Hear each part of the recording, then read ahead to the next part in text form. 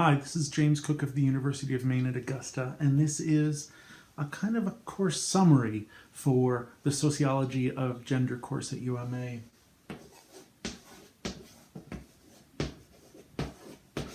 Soc 350.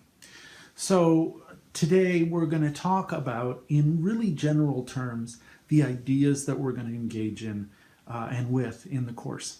And let's start with the title of the course, Sociology of Gender. In order to understand what that means, we really have to understand the terms. I'm not going to so much focus on the of part, but let's look at sociology and gender. So let's start with gender, okay? And let's start with what gender is not. Gender is not sex, a biological set of traits. Gender is not equal to woman. There's more than one gender. In fact, a number of people would point out that there may be more than 2 genders, more than 6 genders, more than 12 genders. We'll look at the idea of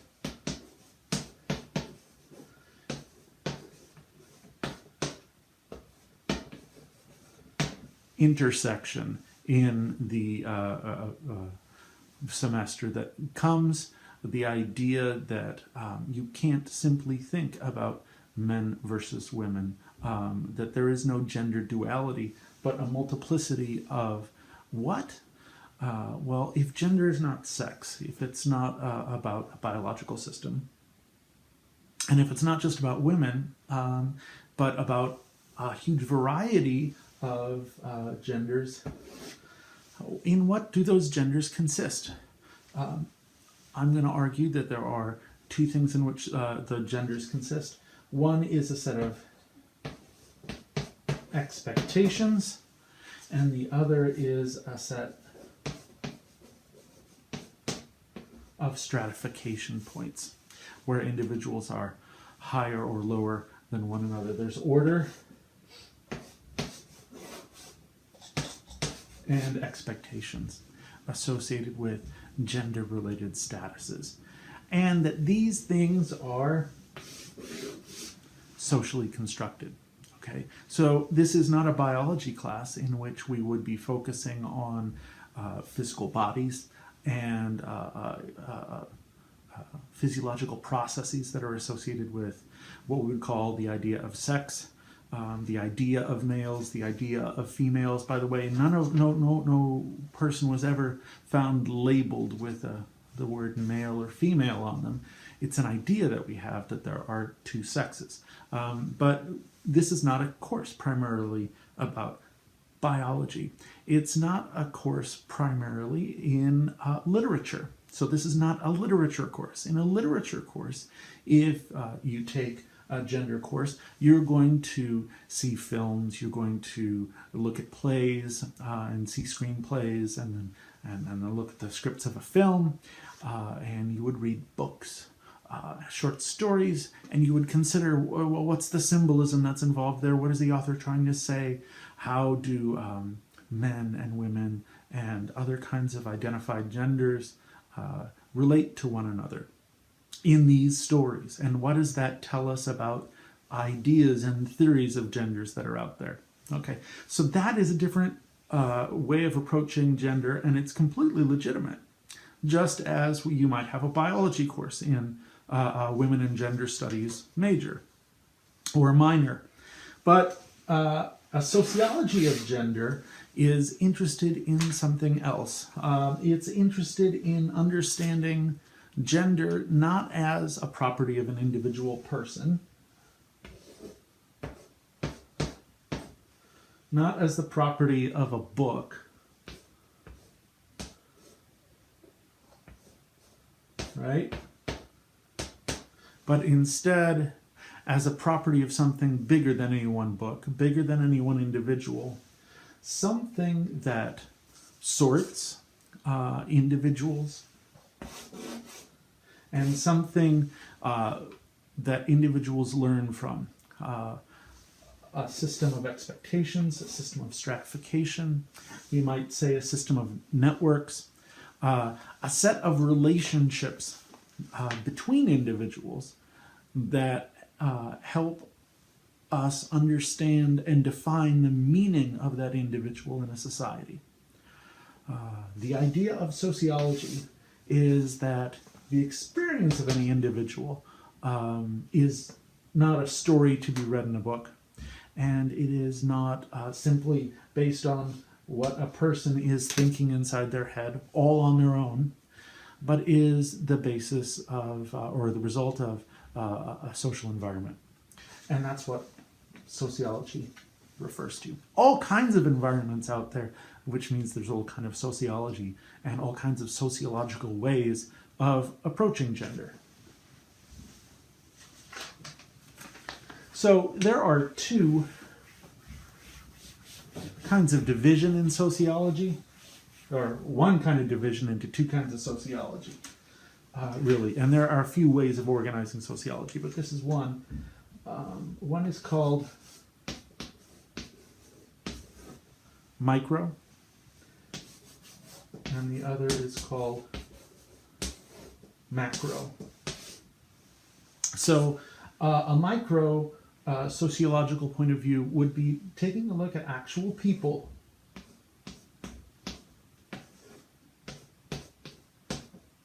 and studying how they communicate to one another, how they interact with one another, things they do together, and how they develop symbolic meanings, shared understandings. And this is an idea that is often referred to as doing gender. That gender is something that doesn't just exist out there, but and is rigid and is constant, but is something that is constantly created and recreated between individual people in interaction in particular environments, leading to particular sets of expectations, particular symbolic meanings. Look at the clothes I'm wearing, right? I'm wearing a jacket. That is a gendered kind of expression I'm giving you right now. Look at my hair. It's kind of short. That's gendered. And the fact that I am engaging in those acts means that I'm doing gender. I'm performing it as if it were a role on a stage. That's about people. It's about things that you do and I do. Macro means big. Micro means small. So if we think about a macro system of gender, it might be one that is not describing individual people, but systems. Systems that do what? That might help gender to come about, might help gender to persist, might change gender. Things that are bigger than any one individual. Things like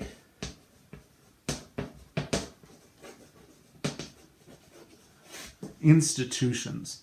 Okay, an institution is a kind of an organization, not even just a particular organization like a school, but it's a whole kind of function that kind of organization carries out, and that would be like education. So we'll find that there might be a system called education that is somehow gendered. How might it be gendered? Well, one of the things you're going to read about in your book is this notion that schools used to actually have different entrances for boys and for girls in the United States. Why? Because they would then be separated from one another in certain educational environments. And the way that those educational environments were set up made boys and girls have different experiences. You could think about things other than institutions that are much bigger than people, like occupations. So how is it that men and women come to be sex segregated into very different sets of occupations?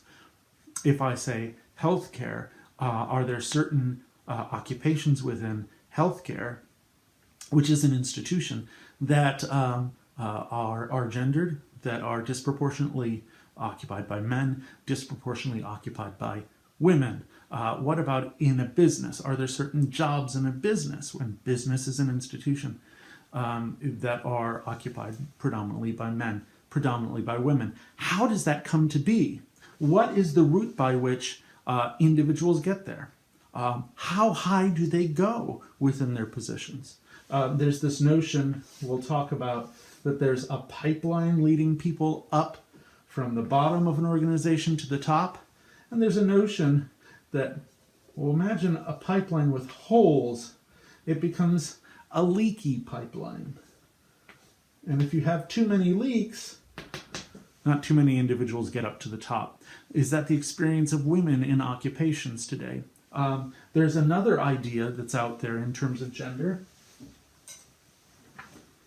And I'll draw it for you.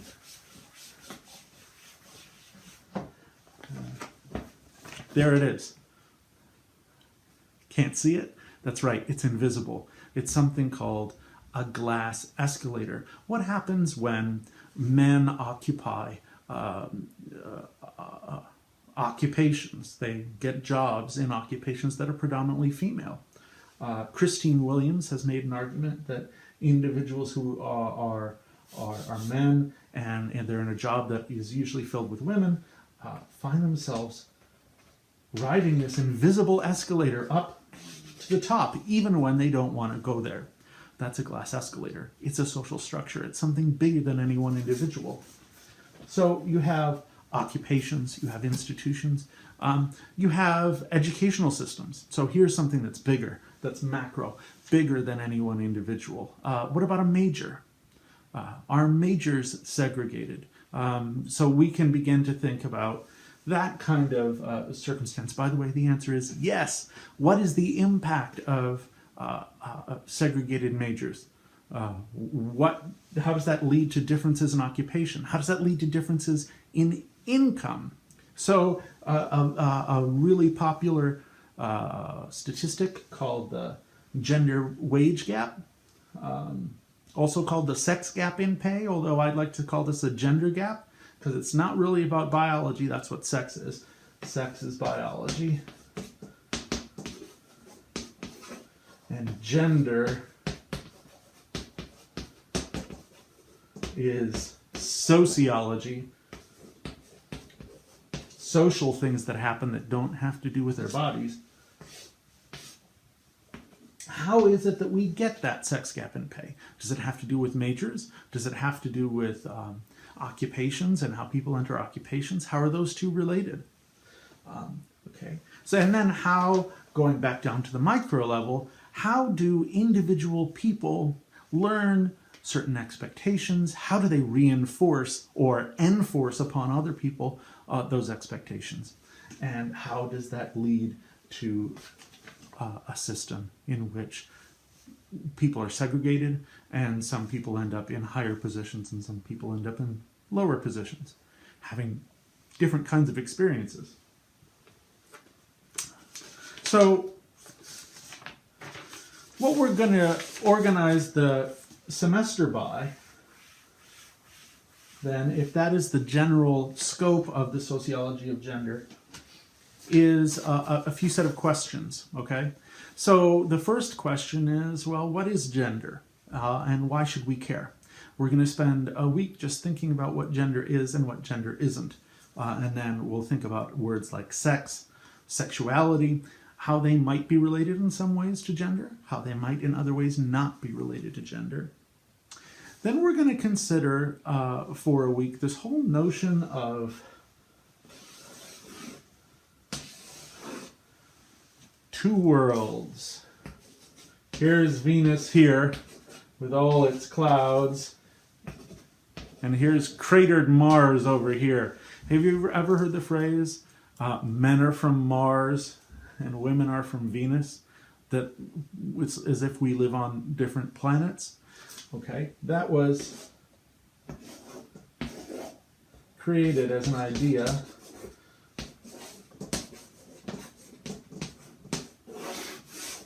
by John Gray in the 1990s. He made millions selling a book. And along comes psychologist Janet Hyde Shibley, and she says, well, let's test that. and we'll call it the gender differences hypothesis. And then she has her own hypothesis, which is called the gender similarities hypothesis. That actually we are all living on the same planet, one that happens to be right in between Mars and Venus. We live here on Earth. We will take a look at some actual studies that assess the gender differences hypothesis versus the gender similarities hypothesis of Janet Hyde Shibley. And we will see which hypothesis wins. Sometimes if there's possibly more than one hypothesis that works in more than one situation. Then we're going to move on and we're going to talk about culture and media. Culture is a set of symbolic and material expressions of our beliefs and values. Media are the ways that if we are not engaged in direct conversation, we have mediated conversation. We're doing that right now. It's through a video link. That's a form of media. It stands between us. So how is culture transmitted? One of the ways is through media. Then we're going to move on to another way that culture is transmitted, and that is through direct socialization. How is it that we come to be members of a society that are recognizably of that society? So I'm a recognizable American. How did I come to be that way? I'm a recognizable man. How did I come to be that way? Socialization is one of the subjects that we will study to try to come up with an answer for that. And then we're going to think about socialization not just as an end process. How did I become a man? But as an ongoing process, one in which as I age, as I go through life, my understanding of what it means to be a man changes. My identity, my gender identity changes. And in some situations, I may not keep the same gender identity. My gender identity may shift. And I'm not simply talking about this idea of transgender identities, but of a multiplicity of gender identities. We're going to break down the idea of the gender binary. Binary means there's one or there's the other. As people go through life, they occupy many gender positions. How does that happen? How is it that what we do affects the identity that we hold? And we're going to test that with a particular test.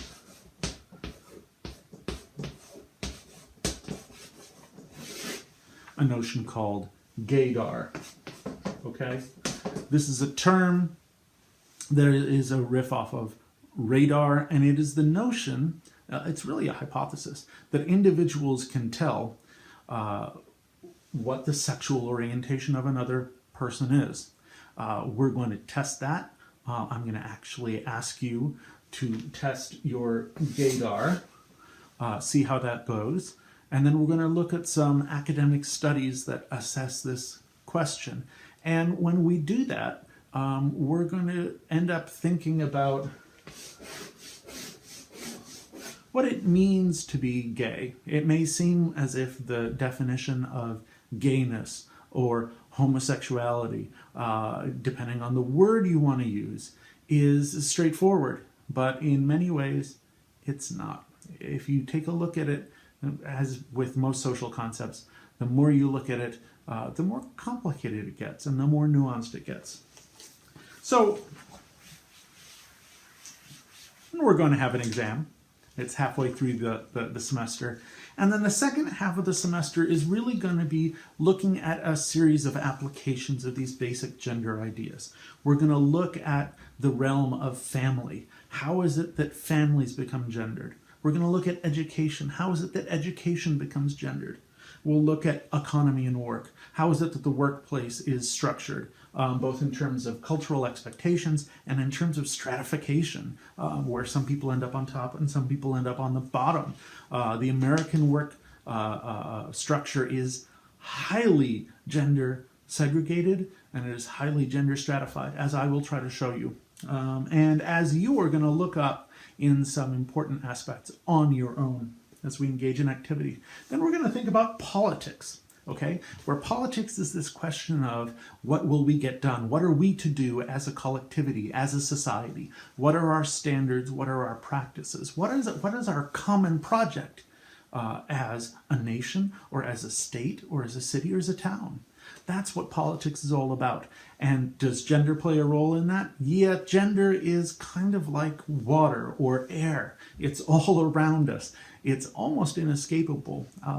Any place you go, you find gender, and we will find gender in politics. We're going to take a look at that over 2 weeks. We're going to think about the idea of representation in gender. How is it that individuals, women as a class, men as a class, transgender individuals as a class, intersections of gender and race as unique identities, how can they gain representation in a political system? What does that word representation mean? How do you know that you're being represented at the state level in Augusta, Maine, or at the national level in Washington, D.C.? How would you know? How would you know that you're not being represented? That your gender is being represented? Think about that. We will get to it. And then we're going to think about how it is that people who are in power express gender. How does gender change the way that an individual in political power can express themselves? And we'll think about the idea of gender. Oh dear. We'll think about the idea that I can't really draw, but imagine that this was a a toolkit here. It's a box and that's a handle. It's the gender box. And for whatever gender you happen to have, there will be tools in there that you can use, and there will be some missing tools that you don't have at your disposal. We'll think about that. And then finally, we will think about, as we close out the semester, the idea of prejudice and discrimination. As sociologist Robert Merton expressed it, a good 70 years ago. Prejudice and discrimination are two different things, where prejudice is the idea of judgment, belief, a value that a person holds. It's an immaterial thing. Discrimination is an act. How is it that people are observably treated? How do people feel? That's prejudice. How are people observably treated? Discrimination. And the question we will end the semester with is there gender prejudice in the United States? Is there gender discrimination in the United States? Now, you may have an answer right in your head right now. And actually, you may know a fair number of things, which is great. But if your answer is based on stories, that is, I know somebody once who had this experience, or I know somebody who had that experience. Well, we're going to try to avoid stories in this class, because stories are one case, or at best, a handful of cases. A few characters are in your story. And do you know how many people are in the world? 7,000 million billion plus, and I'll just put a plus there because another baby was born. Another one was born. And your story involves how many people? And one of the things we tend to do is we tend to access particular stories that align with the sense we already have. I'm having trouble with chalk, but the word I'm trying to spell here is bias. Now, bias has a sociological meaning that just simply means the cases you're observing, and therefore the values you're observing, are not representative of the entire set, in this case of humanity. A story, by definition, is not representative. And we're going to try to figure out, can we, in a representative way, take a look at the way that our society is set up, whether that society is a town or a state or a nation, or possibly the world. That's a real tough one. 7 billion is tough. Can we observe those communities in a way, those societies in a way where we can ascertain systematically, not through stories, that there is discrimination going on? That's how we end the semester. and then we'll have another exam.